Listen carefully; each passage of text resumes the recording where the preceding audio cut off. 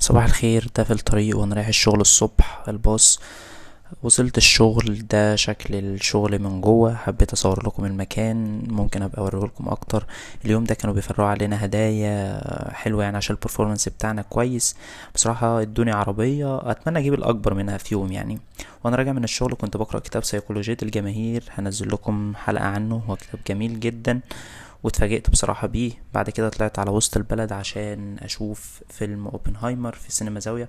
وصلت سينما زاوية وجبت التيكت تقريبا ب80 جنيه، مش فاكر، تقريبا ب80 جنيه. بعد كده ده في الطريق، وانا لما جيت ادخل الفيلم يعني ده قبل دخول الفيلم على طول دخلت الفيلم. دي كانت البداية بان هما بشوية اعلانات وبتاع.